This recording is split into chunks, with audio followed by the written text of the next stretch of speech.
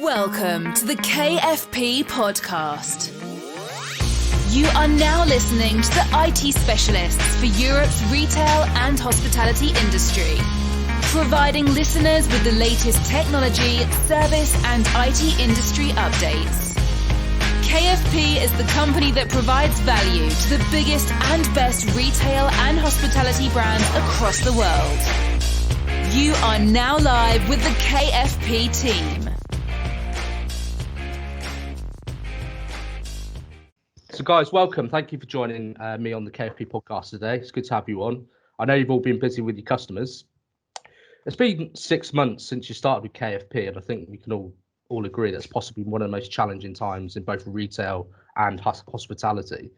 But even with the challenges, I mean, how was your first 6 months being at KFP? Paul, let's start with you. Well, it's good to be on the podcast. Thanks for the invite. No, thanks, for me, right from the start, things were very different. Starting a new role under lockdown, for example, was quite unique, something I've never done before, or probably never will do again, hopefully. But the great thing was the way that the guys had prepared. The equipment arrived in advance.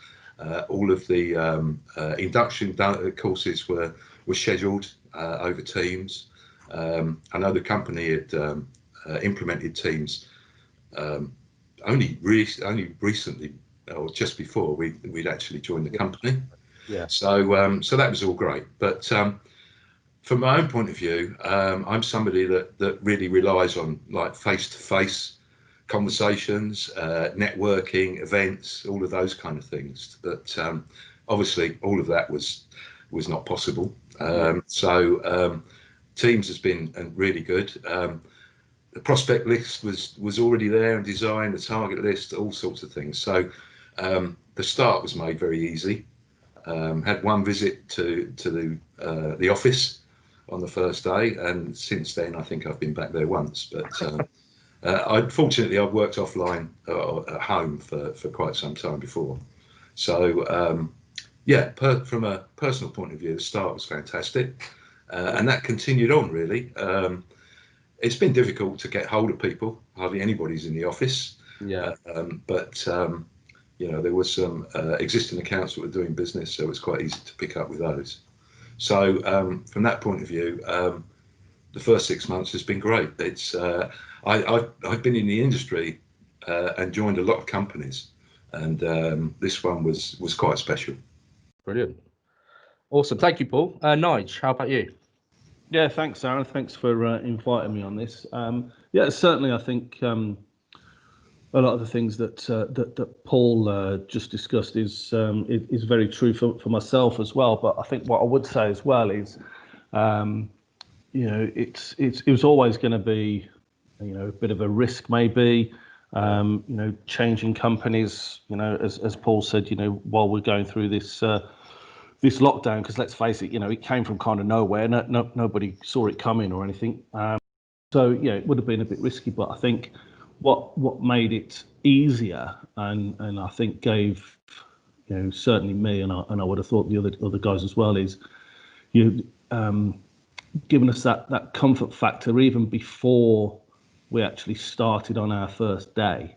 Because when I think back, I think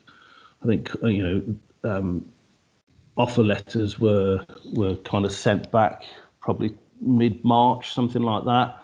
Yeah.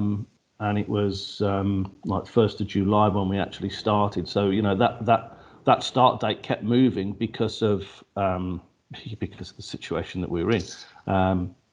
It was a real nice comfort factor, the fact that, having direct phone calls, from Steve just to say, look, how's things going? Everything's still okay. Just to let you know, this is what's going to happen. And I think that's part of the experience that I've never had with other companies, to be honest with you. I've started a role at some companies, and things aren't there for you, and things aren't ready, and it's like, well, it's not really been a surprise that I'm joining you today. But it couldn't have been further from that with with KFP. And as Paul said, even before we started, equipment was sent to our home so that we were set up and we were absolutely ready to go on that first day. And I think in any other kind of situation, the first day would have probably been a little bit different. I think we'd have certainly met more people. But it was all done, socially distanced. But even just having things laid out around the boardroom for us, ready to go, was really good. As Paul said as well, it's been difficult trying to get hold of people because people have been furloughed, laid off, which is really unfortunate.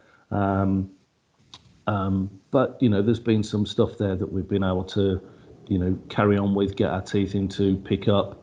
We've brought in our own network of contacts that we've got in touch with, and hopefully things are going to progress with those as well. So for me, the first 6 months, I couldn't have asked for anything better, really. Considering the situation that the world finds themselves in. Sure, absolutely, great. Thanks for that, Nige. So, Mark, what about you? Yeah, hi Aaron, you okay? I think the lads have probably touched on most of the experience that we had at the start of the process with KFP. I've obviously got a slightly different role in terms of the users that I interface with in my role, and it's been a bit of a whirlwind, to be fair. I think there was definitely an element of sink or swim type of thing with some of the stuff that we've had to get stuck into. But I think for me, just to re-emphasize the point that I think Nigel made around, when I told my family and my friends that I was going to change role in the middle of a lockdown, at the height of a pandemic, in an industry that it was blatantly obvious at the time was having some challenges. You've only got to turn the news on, and there was negative stories about job losses and retails, dying and all this sort of stuff. And people saying to me, "What are you doing? Why are you changing jobs?" And it was I guess a little bit of a worry, not a reflection of KFP per se, but sometimes it's better the devil you know than the one you don't. Yeah. And I think, for me, what really impressed around the recruitment process and the execution of that process was the small things that they did in the build up to us joining. Excuse me, and also since we've been here, the touch points beforehand that Nigel touched on. I think Paul said, all the gear arriving, early doors. We very quickly felt part of the KFP family before we'd even started to walk through the door of the building, and that sort of, for me, it was the big reason that attracted me to KFP was the culture. And in the 6 months or so that we've sort of been together as a team, I think you can see that wasn't just a sort of starting block to sort of set an expectation. The way the leadership team interacts with us, the way that they are constantly striving to reassure people that we're one of a number of companies who in our marketplace who are solid, who are here for the long term. We haven't got to worry about it. There's a lot of businesses in our industry and not in that situation right now, and we're all in a very privileged position that we're in a safe company, that's financially stable, and actually is a good place to work, because I think there's a lot of places at the moment where it could be quite stressful. To be working right now, particularly in what we do. We work in a sales function that is results driven role. I couldn't have felt more supported. Not just by the leadership, but also my new team. It's difficult to integrate 3 or 4 new colleagues at the same time. I think we get on, bounce off each other quite well. And I feel. You get that warm and fuzzy feeling from the KFP process, and I think that's continued throughout the time that we've been here. Great. Okay, well, real positive feedback there. That's really, really good to hear. I think, none of you mentioned any of the marketing support you get, so well, I was going to comment that actually, Aaron. All the work that goes into supporting you guys, but the thing is as well, though, all of the all of the little things that were done by the company before we actually joined, just cemented and reaffirmed that actually in a risky environment, we'd actually made the right decision. Yeah. Mm-hmm. Yeah, I think, to transition from one job to another in a pandemic can be quite stressful. And I think for a lot of people, having that reassurance that you're joining a genuine market leader, a financially secure company that's really progressive and forward thinking. So no, it's really good to hear. So in terms of your experience, I mean, I think for all you guys, it's about 80 years experience combined. Right there. Yeah, I'm not saying that you're old or anything, but there's a lot of experience there, which is an asset. So how does KFP in particular define itself from other providers? What does making KFP or working at KFP different in terms of service capability, in terms of the whole brand, in terms of the service offering? How does it differ from other providers? Paul, let's go with you. Yeah, I think I'm probably responsible for the majority of those years. I started in retail services back in 1984. So I've seen some massive changes in technology, customer interfaces, shopping trends, all of those kind of things, which have developed massively. The one thing that really is still quite traditional is the way that people approach break fix and deployment services and that kind of thing. One of the things that really appealed to me was KFP's approach to that. I think they've flexed, they've designed new solutions for specific customers along the way. It's not one particular model that fits all. And as a result of that, obviously, we've got a much wider services portfolio than the average service partner. And it also, the geography has grown significantly as well to cover Europe, whereas some of our leading brands that we support would have had to go off to another organisation or whatever. So we've been able to integrate additional services and also geography to make sure that we're still the one-stop shop, if you understand what I mean. And keeping up with technology is very important as well. I know retailers love to sweat their assets, so there's a lot of old kit out there, but there's a lot of new bits that are being added to that. And I think the way that KFP approach onboarding those products and the support for those products is fantastic. The partner network's brilliant. I think we're in a very good place. Brilliant. Nige, let's go with you. What do you think?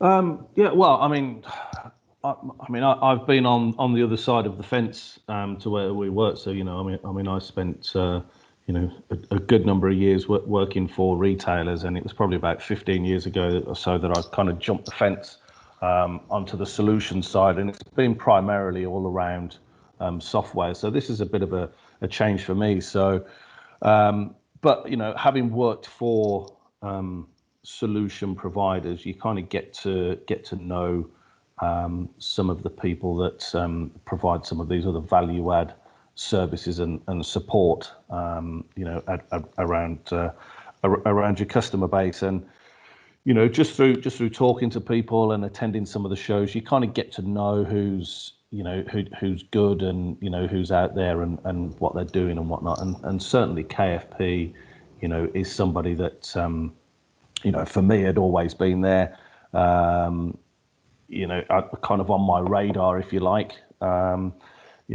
But I think one of the things that really sets them apart, is those long-standing relationships that they've not only got with some of the leading manufacturers and solution providers, but it's all just underpinned by the longevity of the customer base that the company's got.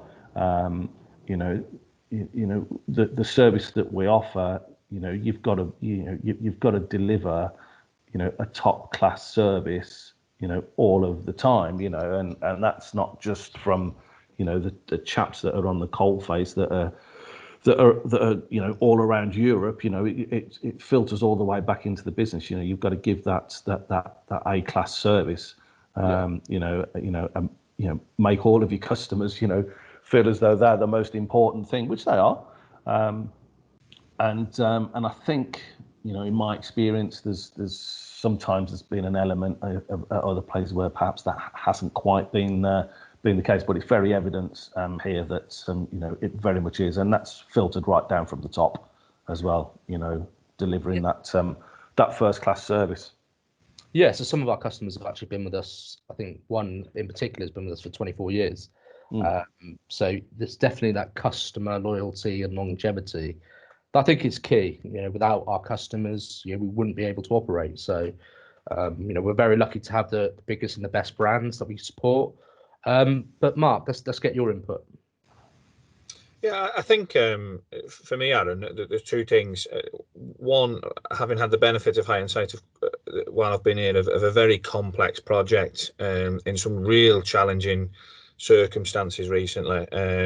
Circumstances I've never been asked to work in before. I think what shone through for me, and it was important for me because it was my first opportunity to really see the delivery machine, if you like, in action at any sort of scale, and the mentality and the commitment and the approach to an incredibly difficult set of circumstances that we asked that team to work in the middle of COVID in a foreign country. And the execution of the work was second to none. And you read the feedback that the customer gave to us around what those lads did, and and it wasn't an easy project they were working on. It was stuff that I've never had any experience in before.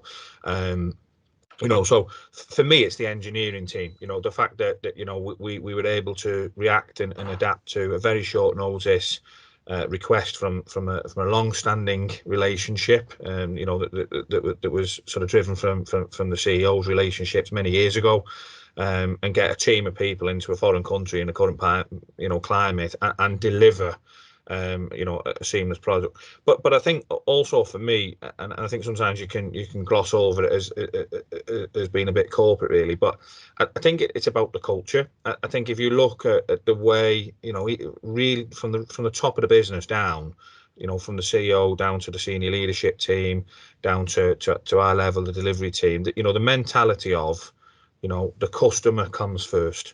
Is what stands out for me. Everything we do has to be, a customer-centric experience.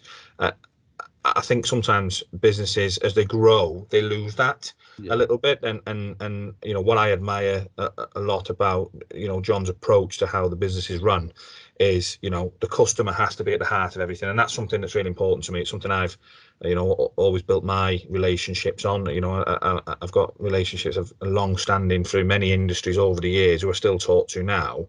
But that has to be driven from the top, and that's very evident in our business that, the vision that the board have filters down to the next level and filters down to the level behind that, and everybody buys into it. And that's important, because ultimately, again, I go back to what our role is about. Our role is about putting the brand out there. Our role, sits along hand in hand with what you do in your department around promoting KFP and what we're about and who we are. We're not just a services provider.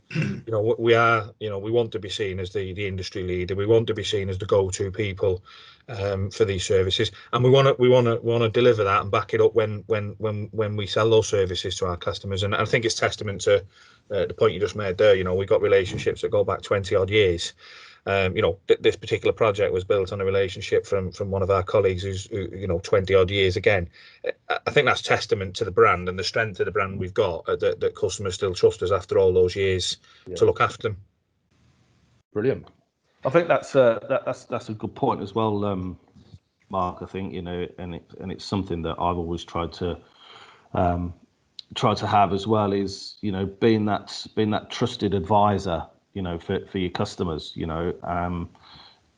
It's not just about talking to customers about what you do. It's the customers having that confidence that actually they could come to you and say, look, I've got this issue, or I've got that problem, or can you do this, or have you got that? That they actually come to you first and ask the question. as opposed to going to somebody else. Just by having those, the longevity of some of the relationships that we've got, it's evident that that's all part and parcel of it as well, where we are that trusted advisor for our customers. And I think as well, to an extent, we're probably almost, I suppose I refer a little bit back to some software where, you're talking to some customers and you're kind of saying, well, look, it's good enough for them. So, maybe you're going to aspire to want to, be at that level of, where that particular retailer is. And I think, you can kind of liken what we do to that as well, where, if it's good enough for this customer, then, the services that we offer them are going to be absolutely good enough for you as well. Yeah. That kind of aspirational thing. You're absolutely right, Nigel. And I was taught very early on that, sometimes it's hard to do in our game, but you must do the right thing for the customer, not do anything for the customer. And give as you said, give them the sound advice, be the trusted advisor, and it pays off long term because they keep coming back to you, and eventually a need arises. You've built up that need from the customer because you've given them sound advice that's been in their best interest, not tried to make a quick buck. We all know that there are industries out there where people have got to be in it for the short term and do it. I live on my relationships for many years in many industries because I've built it on the basis of, as I say, doing the right thing for the customer in the longer term relationship. Yeah, and that's the thing as well, isn't it? It's also being able to have those kind of long-term strategic conversations with your customers as well, and just reinforcing to them that you're going to be around with them, on the journey that they're on. I think there are a lot of companies that are quite short-sighted in that respect and very kind of here and now transactional, as opposed to really forward-thinking and looking at next developments and promoting those to customers and what have you. I think Paul touched on it there, not meaning to be raise the age issue, Paul, but Paul mentioned 1984. He first entered this industry. I was born that year, and you still talk to people in this industry now, and you mention Paul Slaney's name, and people, oh, I know Paul. Yeah, me and Paul go back a long way. So it does pay off because, like I said, Paul's built his career 36 years on being that sound advisor and being a trusted man that people in this industry can turn to and can ask for good sound advice, and it's paying off. You look at how well respected he is in the industry, how you mention his name around the industry and people talk about it. It's just evidence that it pays off to play the long game. It definitely does. Yeah. I think the frustrating thing for us though, Aaron, at the moment is there are all these activities planned, all these shows and what have you. NRS, exactly. Expo, NCS, all these exciting. And we were really looking forward to to being part of those shows, and of course we all know what's happened, and we all know what scuppered it, but. We are absolutely chomping at the bit to be able to just go out and start to have face-to-face conversations. Well, that leads me on to my final question to you guys then. So 2021, what does it look like for you and your customers? I know there's a lot of exciting opportunities in the pipeline. Obviously, we can only hope that COVID and 19, this whole situation becomes controlled and we can go out to shows, we can go and visit customers. But how does it all look for you in 2021? Yeah, for me, it's all positive. I mean, some of the initiatives and changes in store that have happened this year due to COVID are phenomenal. I'll pick one. It's not IT related actually, but it's a company's come up with a scheme to actually wash and sanitize shopping baskets and trolleys. Now, why has nobody ever done that before? Very good point. Very good point.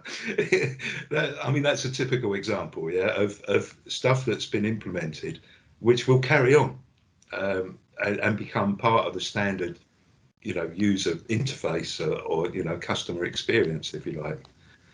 So as a result of that, I think there's going to be a lot more change integrated into those experiences next year. There's also a lot of projects that have been on hold, during lockdown and have been postponed and will. There's business arguments behind all of them, business benefits behind all of them. So I think the retailers are going to be very keen to get those implemented as soon as possible. So I hope I'm right, but I think 21 is going to be a very big year, especially for KFP. It's definitely going to be very busy. Looking forward to that. And we already, I'm speaking to lots of people who are, reviewing their estate. They're looking to review their contracts because of the implications of, what's happened to maintenance services during that period, et cetera, et cetera. So it's all positive from my point of view. And obviously networking events and those kind of things should start to, the invites should start flowing, I think, fairly early in the year. Brilliant. Nigel? Yeah, certainly. 2021 is a period that I'm certainly excited about and looking forward to. Just like what Paul said, and I think the evangelizing and the conversations that we've all been having, with our customers. It'd be great to see some of those, really coming to into fruition during the year, and some of the networking events, coming back on stream, is going to be good as well. But, I think, certainly for the foreseeable, this whole COVID thing is something that, everybody's got to learn to live with. I think, we are seeing some changes in the way that that bricks and mortar now interact with customers coming through the door, and that's going to carry on.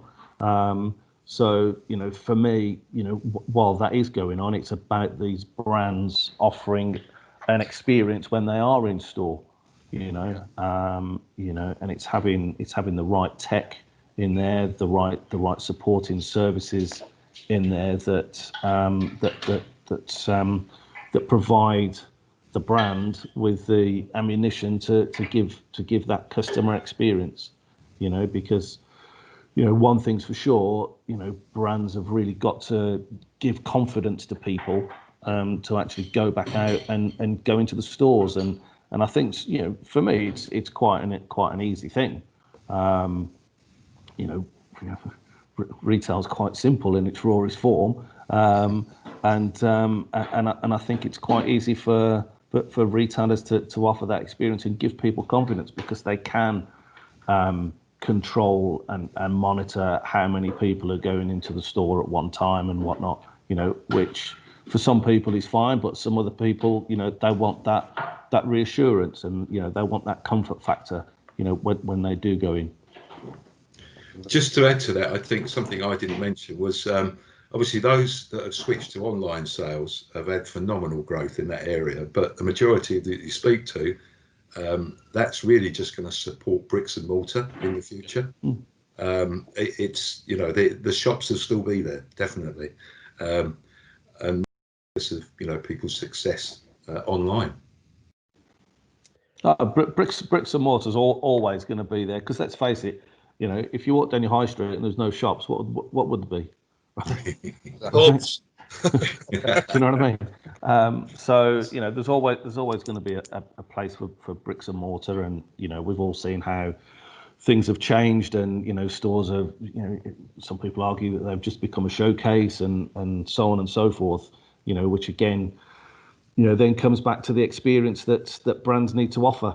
When people do go into a store, and they, and make sure that it's not just a showcase, that they've got the tech and the support there, that when people do go in, that they can fulfill a sale there, while the customer's there.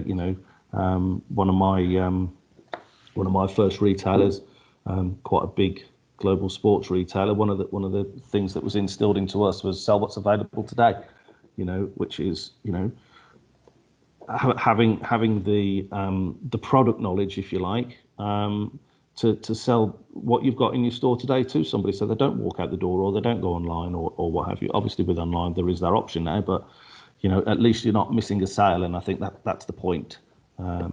Is to make sure that you've got all the things in place so that you don't miss a sale, and and you do sell what's available today. Do you know what, Nige? That's a great point, and I'd be interested, Aaron, an opportunity maybe to ask you a question back here. But as a millennial, who grew up on the excitement of Amazon and people like that, I'm reaching an age now where I'm sort of going back the other way now. I don't want to go online because I want to go to a bricks and mortar store where I get that customer experience. If you look at retailers who do it really, really well. Use Apple for an example. If you go into an Apple store to make a purchase, you think about the experience and the journey they take you on as a customer through that store. It's not about there's a rack of product over there, go and have a look. You're greeted at the door. Someone takes the time to understand what your need is. Recommend a product that's right for you. You go and play with it for a little while. You can't get any of that interaction online, and I think.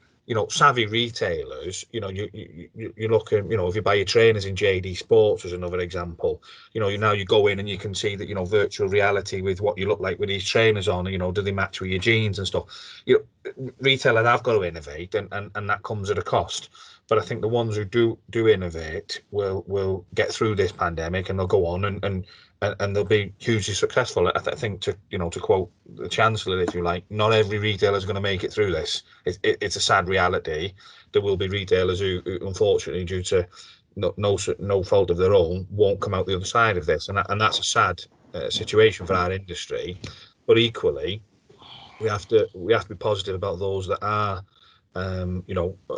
changing what we do in our industry, those who are focusing on technology to aid that customer journey, so that online becomes part of the customer journey, but it's not the be all and end all of the customer journey. And I think click and collect and stuff like that that's coming now. You can order it online, and you can go to the shop down the road and get your trainers today. The one thing Amazon can't do, and online retailers can't do, and it's something that as a younger man I sort of grew up on demanding, is I want it now. We have a sort of a society that says I want my trainers and I want them now. And savvy retailers are clicking onto that type of stuff and saying, how do we meet that challenge? Well, it's retail. If you look at Argos, for example, Argos is essentially a big, massive warehouse. What they've got is thousands of warehouses around the country that can fulfill a customer's need today. Yeah. You go online and order a product, but it's fulfilled from a retail store. And all that sort of infrastructure that supports all of that is where the innovation is. So I think 2021 will fundamentally change our industry, Aaron. I really do, and I think it will change it in a good way. Maybe it's that sort of drag into the future that a lot of places have needed. But I don't think we should look at it negatively. Again, I think the media can sometimes play down retail. Retail's a bit like a kicking bag sometimes for the media, and bricks and mortar's on its way down. Emergence of high street, all this sort of stuff. If we're not positive about it as an industry, no one else is going to do it for us. Yeah, exactly that. I had a recent experience. I think online, and this might be a bit, let's see. It's become a bit of a dumping ground, for products. I recently bought an indoor plant. Okay, it wasn't a real one, but the photos look great. And when I got it here, it was quite disappointing. It's clearly plastic. But you're right. It's the angle that I was saying about Aaron. Me and Aaron growing up as millennials on a we can have it next day type of mentality. That's what our generation grew up on. Exactly that. Yeah, I think IoT in particular is going to be the driving force for customer experience. I think. From iPads to smartphones, to all the technology engaged to the customer experience. I think that's going to be the real focus for 2021. And I think Mark hit the nail on the head there with, it's going to be a positive step for the majority of retailers who adapt to the latest technology. I think we definitely know that from the research that a lot of the retail research initiatives have conducted over the years. It does show that investment in IoT improves the customer experience way over about 63% from the latest research. So I think 2021, just touching on what you guys have said, is going to be a major year for IoT investment. It's all good to hear. I think as well, Aaron.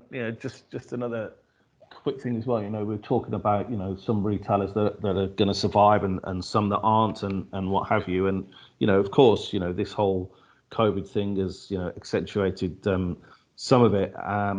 But I think even retailers need to perhaps have a look even before going back into 2019.